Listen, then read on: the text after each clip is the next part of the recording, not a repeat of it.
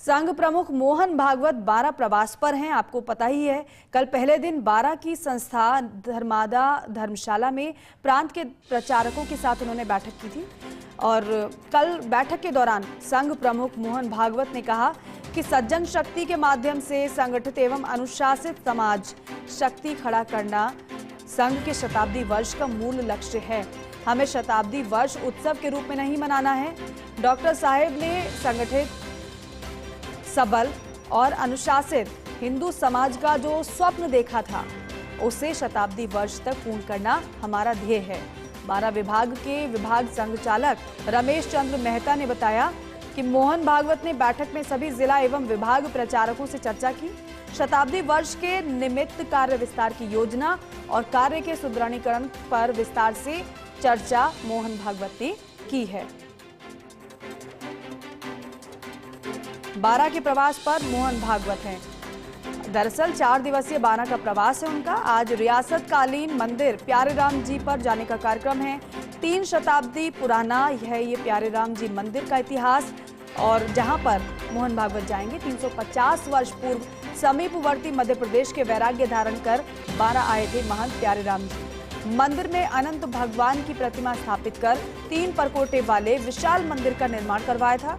एक विशाल बावड़ी, 3 पानी की कुइयां 12 माह रहती भरी है और विशाल वृक्षों और महंतों की समाधियां भी यहां पर स्थापित है। वर्ष 1726 में खींची राजवंश के धीरज सिंह वैराग्य लेकर इसे बारां आए थे। अपने मठ की स्थापना की उन्होंने।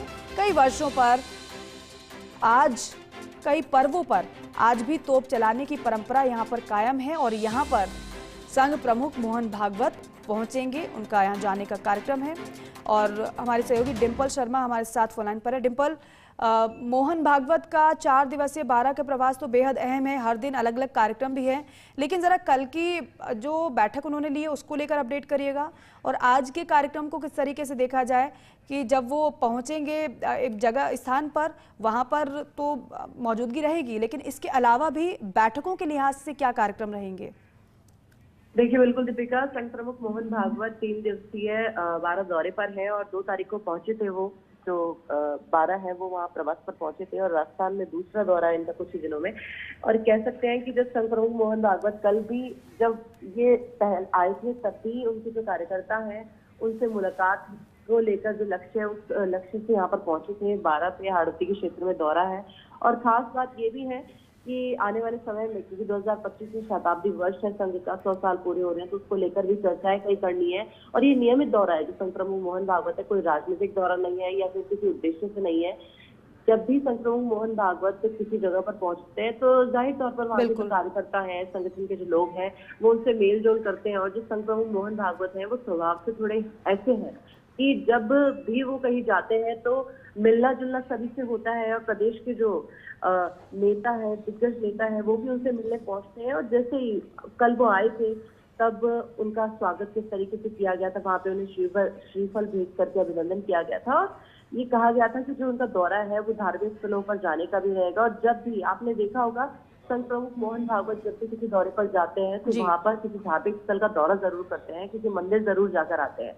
तो यही है और आज का कार्यक्रम भी कुछ ऐसा ही रहने वाला है। कल भी जब संघ प्रमुख मोहन भागवत बैठक कर रहे थे या ये कहते हैं कार्यकर्ताओं से जब मुलाकात कर रहे थे तो वहां पर भी देखा गया था कई बातों को लेकर उन्होंने कहा था। और सबसे जो मुख्य, ये कह सकते हैं मुख्य बिंदु था उस पूरे संबोधन का, वो ये था कि जो आरएसएस हमेशा से कहता आ रहा है, यानी कि संघ प्रमुख मोहन भागवत ने पिछले साल अप्रैल में भी कहा था कि आरएसएस इस बार अपना शताब्दी वर्ष नहीं मनाएगा 2025 में। बातें ये भी थी कि बड़ा कार्यक्रम होने वाला है इंदौर में, बिल्कुल कई हस्तियां पहुंचेंगी। लेकिन डिंपल, एक बात और यहाँ पर एक और जरा एक बात समझाइए कि बेशक ये बताया जा रहा है कि ये शताब्दी वर्ष के निमित्त बैठकें हैं और इससे पहले अलवर में भी इस तरीके से कार्यक्रम हो चुका है, बारां का ये प्रवास है, क्या इसे राजनीतिक लिहाज से भी देखा जा सकता है? क्योंकि जब संघ प्रमुख पहुंचते हैं कहीं पर तो बैठकें तो वो संघ के लिहाज से लेते ही हैं, लेकिन ये भी एक खास बात और ये बड़ी बात भी रहती है कि उनको संगठन का जो फीडबैक होता है वो भी कहीं ना कहीं मिलता है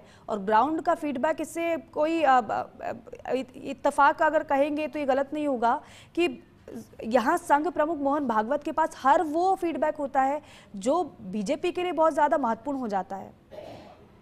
देखिए बिल्कुल दीपिका, सही बात है। और जाहिर तौर पर जब संघ प्रमुख मोहन भागवत, क्योंकि संघ के जो 6 संगठन हैं उनमें भी भाजपा भी है, तो ऐसे में कई जो और संगठन है उनके अलग अलग कार्य, उनके जो कार्यकर्ता हैं वो जमीनी स्तर पर कार्य करते हैं।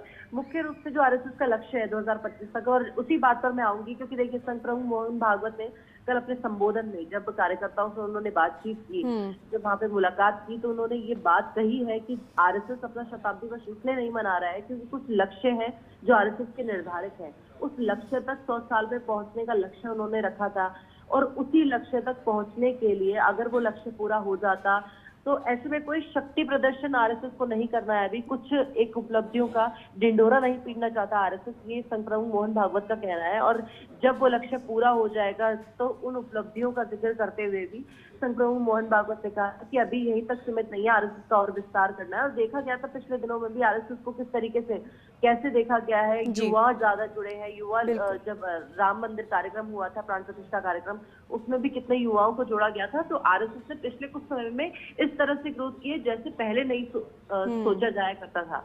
तो ऐसे में संघ प्रमुख मोहन भागवत जब दौरा करते हैं किसी जगह का, वहां पर मुलाकात करते हैं, राजनीतिक दौरा हालांकि नहीं है, कहा नहीं जाता है कि ये राजनीतिक दौरा है, लेकिन क्योंकि आरएसएस प्रमुख है, सरसंघचालक है आरएसएस, तो जब भी वो किसी जगह पहुंचते हैं तो प्रदेश के जितने भी दिग्गज नेता है, क्योंकि जब अलवर गए थे तब भी मुख्यमंत्री भजनलाल शर्मा उनसे मिलने पहुंचे थे सद्भाव के तौर पे, तो ऐसे में जब यहाँ पर आए हैं तो जाहिर तौर पे जो प्रदेश के मुख्यमंत्री हो सकता है, क्योंकि 5 तारीख को भी उनका संबोधन होगा, बड़ा कार्यक्रम है उनका कृषि उपज मंडी में, तो ऐसे में कोई सार्वजनिक कार्यक्रम नहीं है, कोई राजनीतिक दौरा नहीं है, लेकिन जाहिर तौर पे मुख्यमंत्री भजनलाल शर्मा भी उनसे मिलने पहुंचे। बिल्कुल डिम्पल, बेशक ये राजनीतिक कार्यक्रम ना हो, लेकिन राजनीति के लिहाज से भी बेहद अहम होते हैं ऐसे कार्यक्रम संघ के। बहुत शुक्रिया आपका पूरी जानकारी के लिए।